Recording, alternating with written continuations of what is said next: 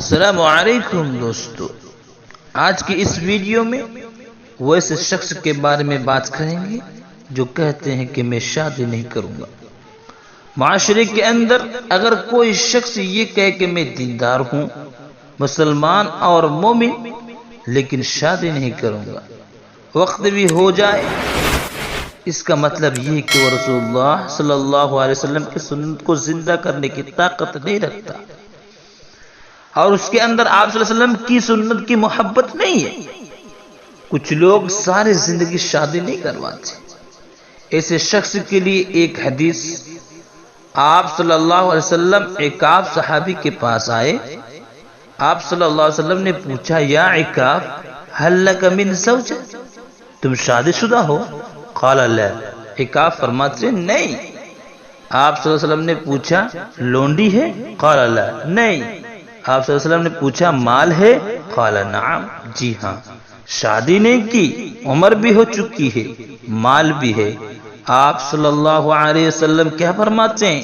پھر تم شیطان کے بھائی ہو، تم شیطان بننا چاہتے ہو، شیطان کا چیلا بننے کی کوشش کر رہے ہو، شادی کر لو ورنہ منافق ہو جاؤ گے۔ شیطان کا سب سے بڑا وار اس پہ ہوتا ہے جو شادی نہیں کرتا۔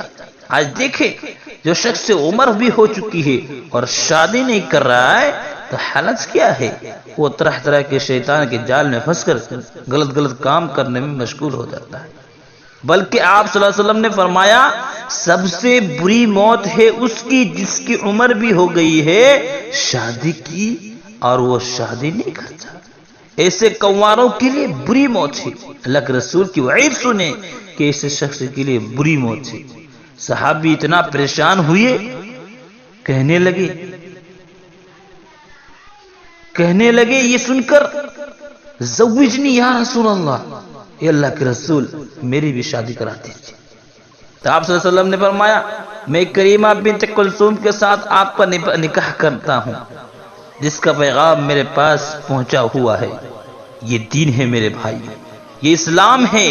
اسلام وہ ہے جو محمد مصطفیٰ صلی اللہ علیہ وسلم نے اختیار کیا ہے۔ آج کے لوگ دین کے خاطر 10 سال باہر رہتے ہیں، دین کے نام پر نکل جاتے ہیں۔ میرے بھائیوں، یہ دین نہیں ہے۔ جو دین اختیار محمد صلی اللہ علیہ وسلم نے لایا ہے وہ دین ہے۔ آپ دین پر عمل کریں، سنت کو زندہ کریں، انشاءاللہ اللہ رب العالمین آپ کو برکت دے گا۔